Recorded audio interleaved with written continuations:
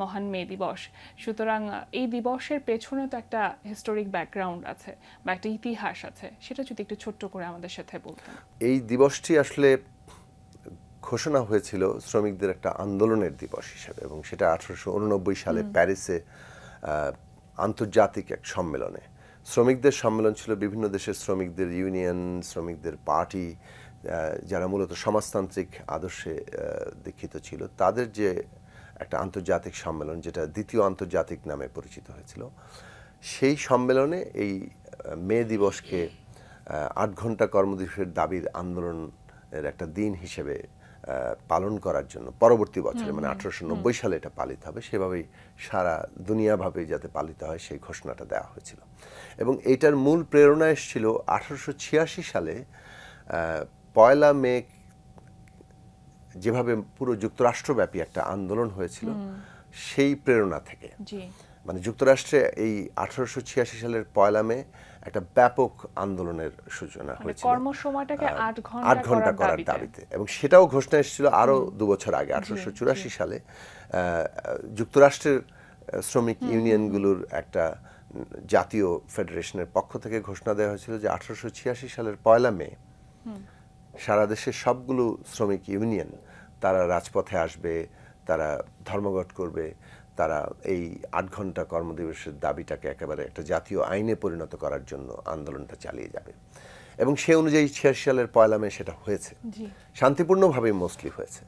3 তারিখে পরবর্তী, মানে পয়লা মে পার করে 3 মে তো একটা বড় কর্মসূচি ছিল, বিশেষত শিকাগো শহরে। সেইখানে পুলিশের গুলি হয়, বেশ কয়েকজন শ্রমিক নিহত হয়। এই আন্দোলনকে দমন করার জন্য আন্দোলন দমন করা হয়। এবং তারপরে তার প্রতিবাদে 4 তারিখে আবার একটা প্রতিবাদ সমাবেশ ডাকা হয় শিকাগো শহরের হে মার্কেটে। এবং ওই সমাবেশে পুলিশ আবার গুলি করে, যদিও পুলিশ অভিযোগ করে যে তাদের উপর বোমা মারা হয়েছে। এবং তার পরিপ্রেক্ষিতে তারা ব্যাপক গোলাগুলি করে। সেখানে বেশ কয়েকজন 50-এর অধিক শ্রমিক এবং সাধারণ মানুষ তারা নিহত হয়েছেন, আহত হয়েছেন। অন্যদিকে পুলিশের অনেক সদস্যরা নিহত হয়েছিলেন। তো এই ঘটনা মানে মার্কিন যুক্তরাষ্ট্রব্যাপী একটা ব্যাপক, যাকে বলে যে এটাকে একটা সাড়া ফেলেছিল এবং এটা একটা বড় উত্থান হিসেবে দেখা হয়েছিল শ্রমিকদের। তো সেই ঘটনাবলী 1889-এর ওই আন্তর্জাতিক সম্মেলনে একটা বড় প্রভাব রেখেছিল। এবং তাদের এই আন্দোলনের প্রতি একটা, যাকে বলে যে শ্রদ্ধা, সমর্থন এবং এইটার স্বীকৃতি হিসেবেই ওই মে দিবসকেই, বিশেষত পয়লা মেকে, সারা দুনিয়াব্যাপী শ্রমিকদের একটা দিবস হিসেবে পালন করার সিদ্ধান্ত হয়। এবং ওই দিনই এইটা সারা দুনিয়াতে যাতে এই 8 ঘন্টা কর্মদিবসের দাবিটি নিয়ে আন্দোলন জোরদার করা হয়, এটাকে একটা জাতীয় আইনে পরিণত করার প্রত্যেক দেশে দেশে, সেইটার ঘোষণাটা তখন এসেছিল। শ্রমিকদের এত বছর ধরে আসলে নিজেদের অধিকার আদায়ের জন্য যে সংগ্রাম, আজকে এতদিন পরে এসে কি মনে হয় যে তার কতটুকু আসলে পূরণ হয়েছে বা করতে পেরেছি আমরা সেই জায়গাটাতে? দেখুন, এই 8 ঘন্টা কর্মদিবসের যে দাবিটি উঠেছিল, এটা একটা দীর্ঘ সংগ্রাম। কেননা প্রথম দিকে তো বলা ছিল ঊনবিংশ শতাব্দীর পুরো শতাব্দী জুড়েই সংগ্রামটা দানা বেঁধেছে। এবং সেখানে 14 ঘন্টা, 16 ঘন্টা, 18 ঘন্টা, 20 ঘন্টা পর্যন্ত মানে শ্রমিকদেরকে কাজ করানো হয়েছে। এবং সেইটার বিরুদ্ধে লড়তে লড়তে লড়তে প্রথমে 10 ঘন্টা, এরপরে 8 ঘন্টার জায়গায় এসছে। এবং দাবিটা এই জায়গায় এসছে 8 ঘন্টা কাজ করব, 8 ঘন্টা বিশ্রাম নেব এবং 8 ঘন্টা আমার নিজের ইচ্ছে মতো থাকবো।